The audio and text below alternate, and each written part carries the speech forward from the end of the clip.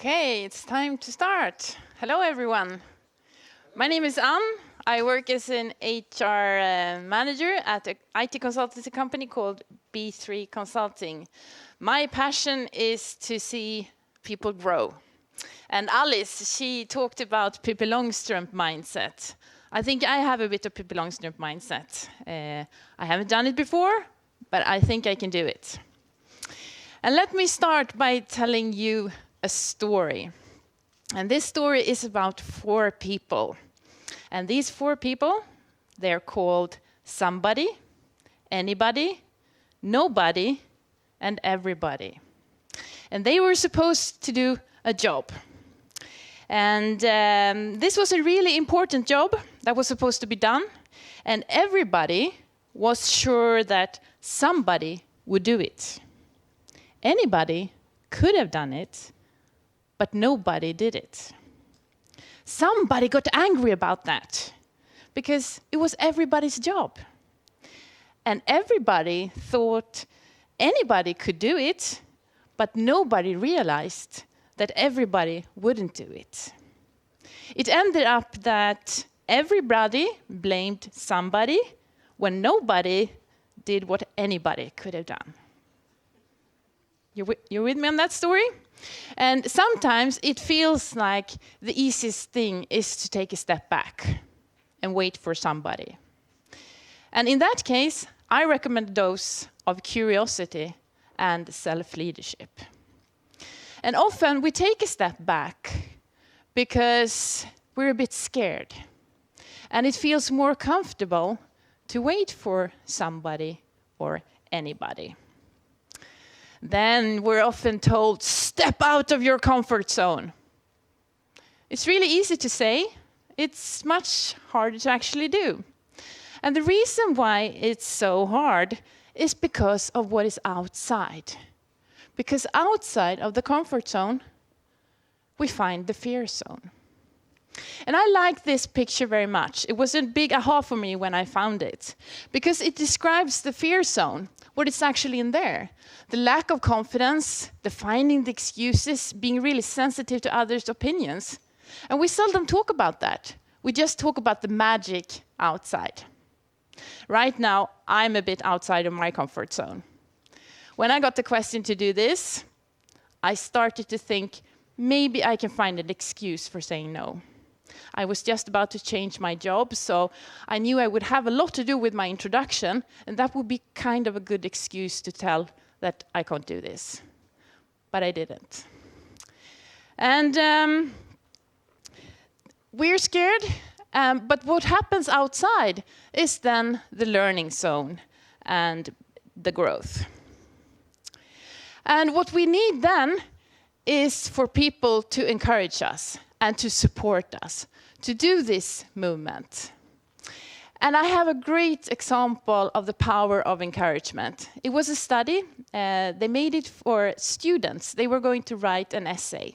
So they had 44 students writing an essay about the hero in their life. And they wrote the study, wrote the essay, just like any other essay. The teacher corrected the essay just in a normal way. But then they took all the essays and divided them into 2 piles. And on one of the pile of the essay, they wrote a generic comment. Here are my comments. On the other pile of the essays, they wrote an encouraging comment.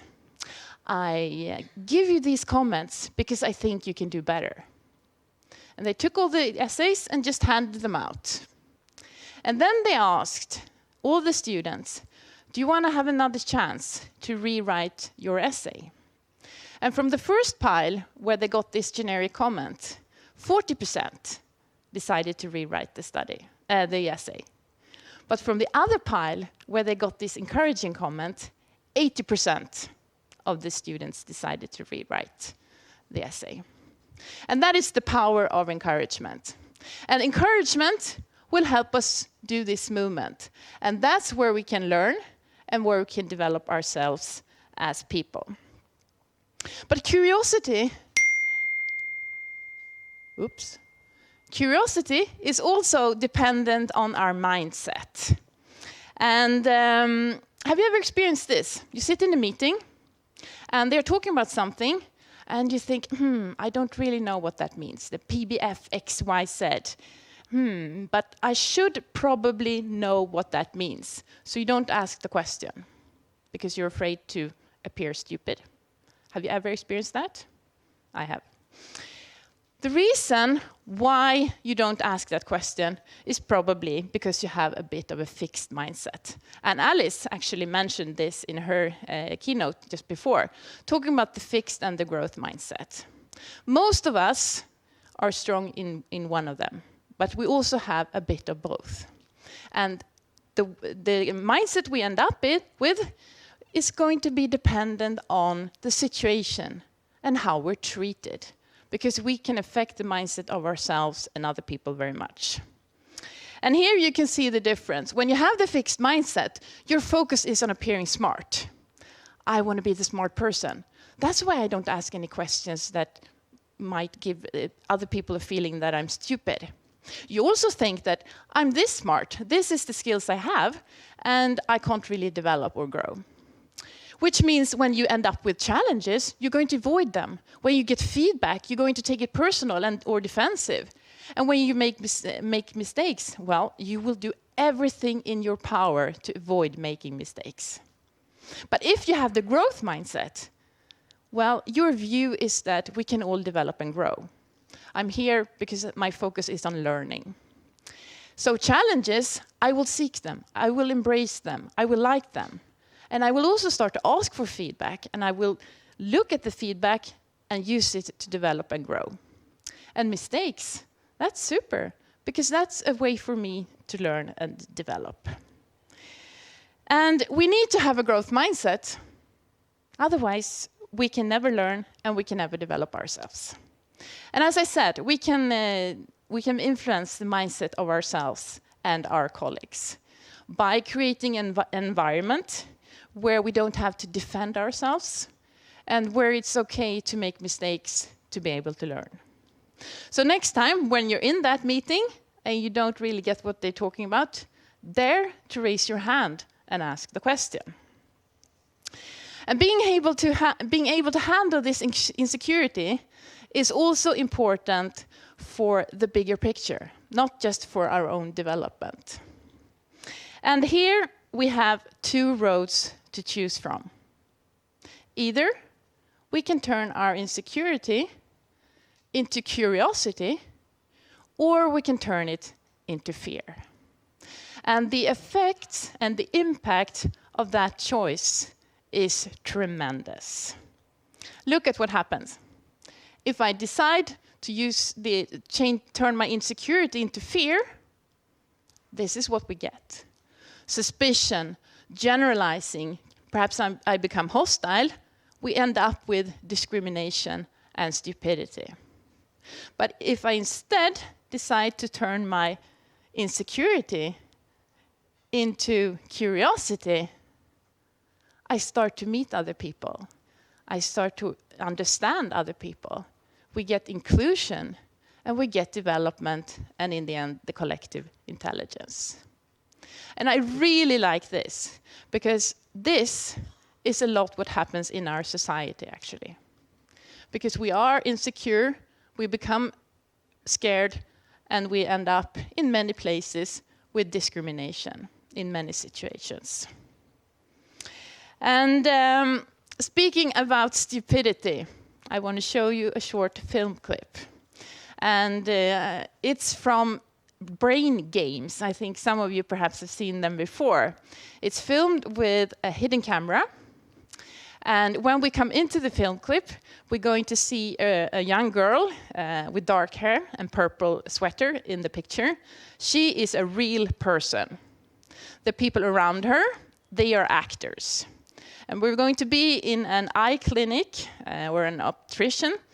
But when new people will start to come in, they are also real people. So look at what can happen when we're a bit stupid. To answer that question, we set up a hidden camera experiment to see if this woman would stand up at the sound of this tone, simply because everyone else is. You might be thinking you'd never go along with this. Or would you?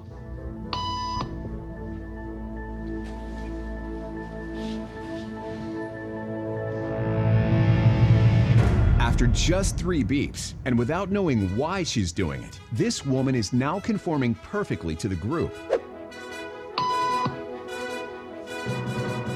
But what happens if we take the group away?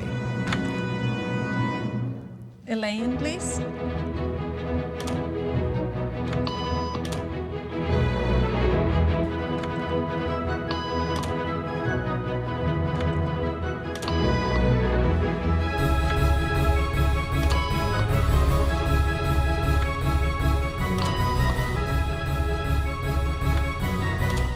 Okay, now she's alone. The crowd is gone and nobody is watching her, except our hidden cameras. What do you think she'll do?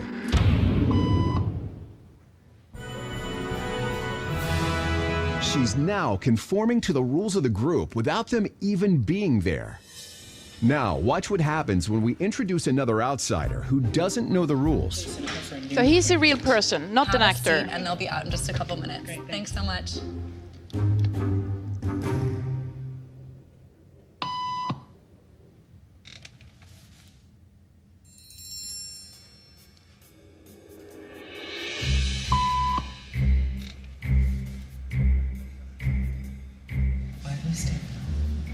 Everybody was doing it, so I thought I was supposed to. Think she'll teach the new guy what to do?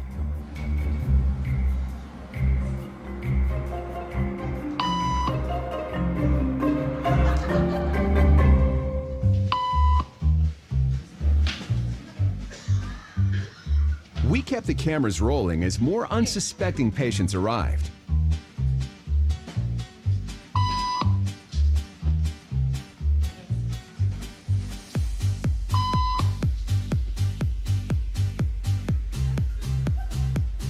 And slowly but surely,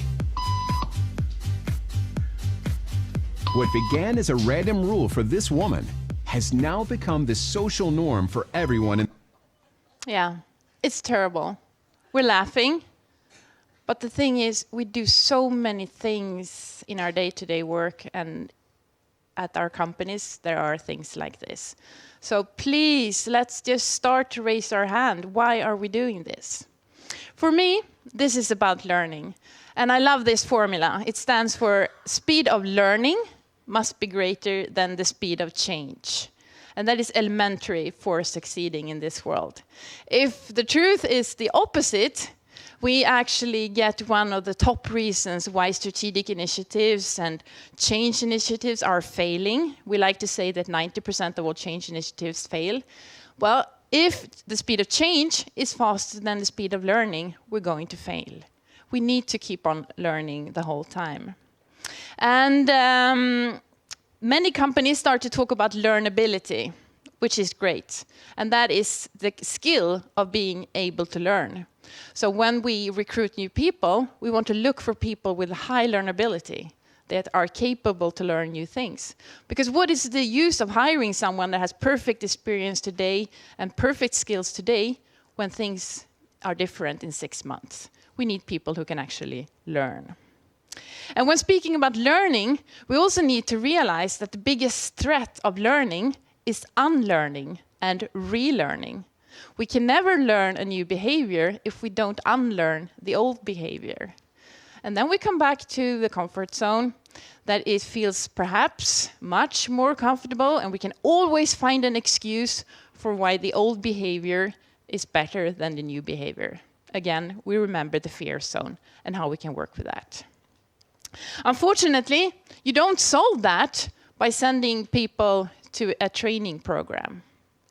We have to work with encouragement and follow up and consequences in our day-to-day life. That's how we're going to learn faster than the speed of change. It's really exciting times around us. Change is really fast. And the world is so much more complex today than just a few years ago. There are so many opportunities. We're not playing football in a well-defined soccer field anymore. we're playing football out in the woods. And this puts great demand on ourselves and the way we work together. Leadership is too important to leave only to the managers. It's our own responsibility to step out of the comfort zone.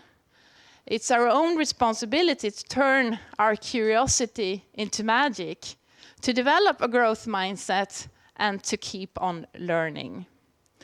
So everybody can do that, especially with the support and the encouragement of somebody. So let's all be the leader in our own life. Thank you.